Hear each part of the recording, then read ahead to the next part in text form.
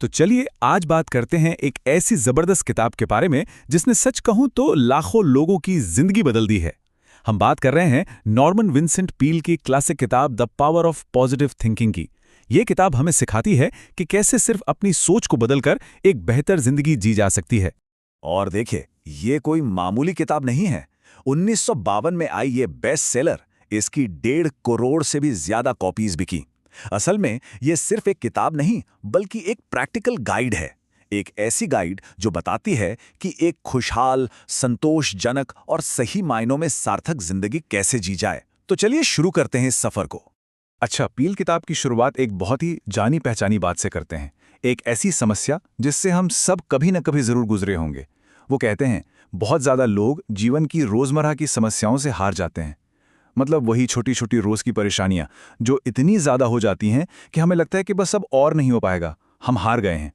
तो चलिए इसी बात को थोड़ा और समझते हैं। पहले हिस्से में हम ये देखेंगे कि वो कौन सी मानसिक रुकावटें हैं जिन्हें ये किताब हमारी नाखुशी की असली जड़ मानती है।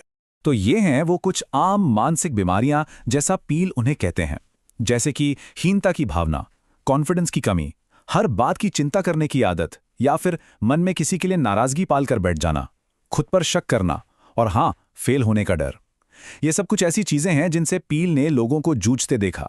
लेकिन सबसे अच्छी बात क्या है जानते हैं? पील का मानना था कि ये सब परमानेंट नहीं है। ये ऐसी प्रॉब्लम्स हैं जिन पर हम सब काबू पा सकते हैं। तो सवाल उठता है, इन चुनौतियों से निपटने का पहला तरीका क्या है? जवाब सुनने में बहुत आसान है, खुद पर विश्वास करना। यकीन मानिए, यही पहला और सबसे जरूरी कदम है।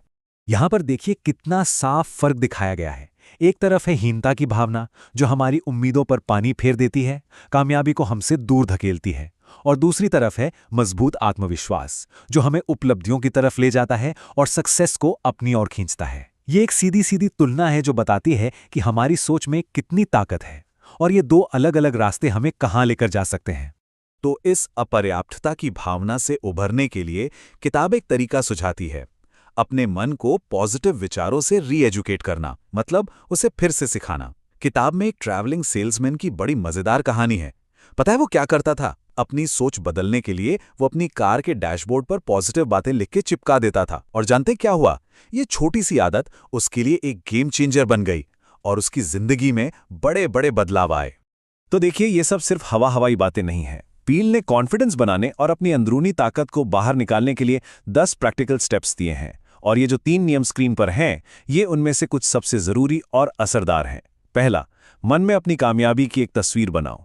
दूसरा, जैसे ही कोई नेगेटिव ख्याल आए, उसे काटने के लिए जोर से कोई पॉजिटिव बात बोलो। और तीसरा, अपनी काबूलियत का सही सही अंदाजा लगाओ और फिर उसे 10% बढ़ा दो।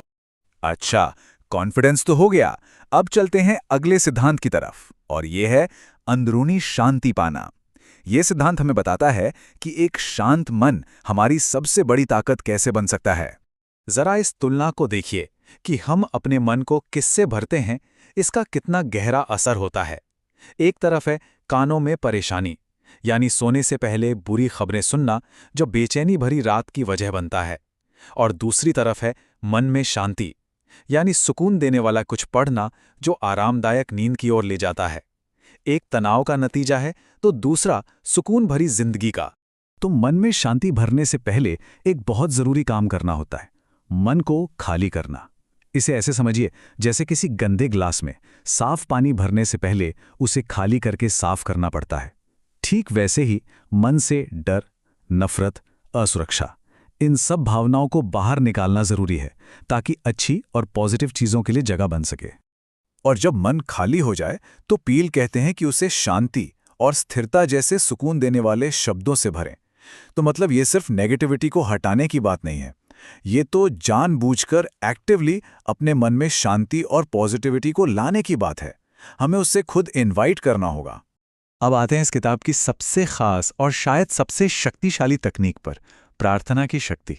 और हाँ, पील प्रार्थना को सिर्फ एक धार्मिक काम की तरह नहीं देखते, वो इसे एक प्रैक्टिकल टूल मानते हैं, एक ऐसा औजार जिससे नतीजे हासिल किए जा सकते हैं। और इसके लिए उन्होंने एक 3 स्टेप का फॉर्मूला दिया है। प्रार्थना करें, कल्पना करें और साकार करें। पहला स्टेप, प्रार्थना करें। अपनी समस्याओं के बारे में ऊपर वाले से ऐसे बात करें जैसे किसी दोस्त या पार्टनर से कर रहे हों, बिल्कुल सीधे और सरल तरीके से। दूसरा स्टेप, कल्पना करें। जो आप चाहते हैं उसकी एक साफ तस्वीर अपने मन में बनाएं, ऐसे जैसे वो सच में हो रहा है। और तीसरा, साकार करें। अब कड़ी मेहनत करें और विश्वास रखें ताकि वो मन की तस्वीर हकीकत बन जाए। ये सिर्फ उम्मीद करना नहीं है, ये विश्वास और एक्शन का मेल है। तो चलिए अब इस पूरी किताब के सबसे बड़े सार पर आते हैं, इसकी कोर फिलॉसफी पर। और वो ये है कि हमारा नजरिया यानी हमारा एटीट्यूड असलियत से ज्यादा मायने रखता है। हमारी अंदरूनी हालत बाहरी हालातों से कहीं ज्यादा ताकतवर होती है। ये बात सिर्फ पील ही नहीं कहते। किताब में मनोचिकित्सक डॉक्टर कार्ल मिनिंगर का एक जबरदस्त कोट है, नजरिया तथ्यों से ज्यादा महत्वपूर्ण है। सोचिए जरा, ये लाइन इस पूरी फिलॉसफी का निचोड़ है कि हमारी सोच में इतनी ताकत है कि वो हमारी हकीकत को बदल सकती है। इसे समझाने के लिए किताब में एक 52 साल के निराश आदमी की बड़ी कमाल की कहानी है। वो जिंदगी से हार चुका था। उससे कहा गया कि वो अपनी मुश्किलों की नहीं बल्कि अपनी संपत्ति की लिस्ट बनाए, यानी उन चीजों की जो उसके पास हैं। और जैसे ही उसने वो लिस्ट बनाई, उसे एहसास हुआ कि अरे, उसके पास तो अब भी कितना कुछ है। बस उसका नजरिया बदला और उसकी पूरी दुनिया बदल गई।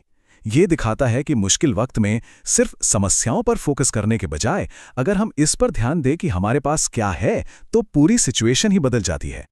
और आखिर में हम इसी एक सवाल के साथ इस चर्चा को समाप्त करते हैं। एक ऐसा सवाल जो इस किताब का पूरा सार है और हमें सोचने पर मजबूर करता है। सवाल ये है कि किसी की भी हकीकत असल में कितनी उसके चुने हुए विचारों से बनती है। इस पर जरूर सोचिएगा।